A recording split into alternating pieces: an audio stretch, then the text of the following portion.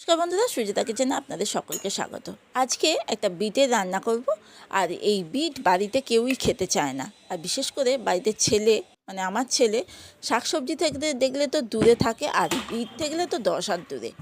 বিটটা এমনভাবে রান্না করে ওকে খাইয়েছি, খেয়ে ও মানে বলেছে মা পরের বারে করলে আমি কিন্তু খাবো। যাই হোক, সেইভাবেই আজকে দেখাচ্ছি। যারা বিট খেতে পছন্দ করে না, তা এইভাবে রান্নাটা যদি করেন না, তাহলে কিন্তু রুটির সঙ্গে, পরোটার সঙ্গে বা রাতের ডিনারে বিশেষ করে রুটির সঙ্গে কিন্তু খুবই ভালো লাগবে। প্রথমে বিটগুলোকে ছাড়িয়ে গ্রেটার দিয়ে গ্রেট করে নিয়েছি। তারপর কড়াইতে সর্ষের তেল দিয়ে দিয়েছি। সর্ষের তেলের মধ্যে আমি এখানে খানিকটা বাদাম দিয়ে দিয়েছি, বাদামগুলোকে একটু লালচে লালচে করে ভাজবো, মানে এমনভাবে ভাজবো যাতে পুড়ে না যায়। এবার বাদামটাকে ভেজে তুলে রাখবো। আর ওই তেলের মধ্যেই দিয়ে দিচ্ছি একটা শুকনো লঙ্কা, একটা তেজপাতা আর গোটা জিরে 1/2 চামচের মতো। এবার একটু ফোড়নটা ভাজা ভাজা হয়ে যখন যাবে, একটা সুন্দর গন্ধও বেরোবে, তখন আমি এর মধ্যে দিয়ে দিচ্ছি গ্রেট করা বিটটা। এবার বিটটাকে দিয়ে নাড়তে হবে। এই রান্নাটার মধ্যে খুব একটা বেশি কিছু লাগেও না, আর ঘরোয়াভাবে রান্নাটা করলে কিন্তু যারা বিট খেতে পছন্দ করেন না তারাও কিন্তু খাবে। এবার বিটটা বেশ নাড়তে নাড়তে বিটটা কিন্তু নরম হয়ে যাবে।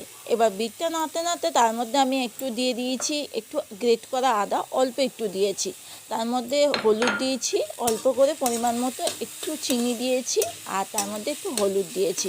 এটা নিরামিষ রান্না করছি, নিরামিষ রান্নাতে একটু চিনি না দিলে স্বাদটা ঠিক আসে না।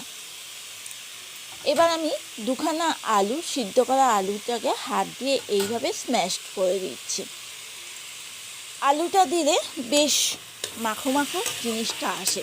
আর এই বিটের মধ্যে ডুমো ডুমো না করে আলু দিয়ে এইভাবে আলুটা দিলে কিন্তু ভালোই হয়। এবার ওটা নাড়াচাড়ার পর আলু বিটটা ভালো করে নাড়াচাড়া করে নিয়েছি সমস্ত মশলার সঙ্গে। তারপর কড়াইশুঁটি দিয়ে দিয়েছি, যেহেতু শীতকালের বিট, আর শীতকালে তো কড়াইশুঁটি, আর শীতের সবজি যেহেতু রান্না করছি কড়াইশুঁটি দিলে বেশ ভালো লাগে। আর নিরামিষ যে কোনো রান্না একটু কড়াইশুঁটি পড়লে ভালোই লাগে। এবার এর মধ্যে আমি সব নাড়াচাড়া একটু ভালো করে নিয়ে সামান্য একটু জল দিয়েছি, মানে খুব বেশি জল দিইনি, জাস্ট বিটটা তো নরম হয়ে গেছে, আর একটু নরম হওয়ার জন্য জলটা দিয়েছি। এবার আমি ঢাকা দিয়ে দিচ্ছি। ঢাকাটা খুলে দেখাচ্ছি, দেখো জল অনেকটা কমে গেছে। এবার আমার রান্নাটা কিন্তু প্রায় হয়ে এসছে। এবার আমি ওপর থেকে ধনেপাতা দিয়ে দিচ্ছি, তার মধ্যে দিয়ে দিচ্ছি এখানে গুঁড়ো গরম মশলা, যে ভাজা গরম মশলাটা ঘরে করা হয় সেই গরম মশলা, আর তার সঙ্গে দিয়ে দিচ্ছি ঘি। ভাজা গরম মশলার মধ্যে ধনে, জিরে, তারপর গোলমরিচ, শুকনো লঙ্কা, তেজপাতা দিয়ে একটা ভাজা মশলা, সেই ভাজা মশলার গুঁড়োটা দিয়ে দিয়েছি। ব্যাস, এবার নাড়িয়ে চাড়িয়ে নামিয়ে নিলে একদম বিট ঘন্ট রেডি।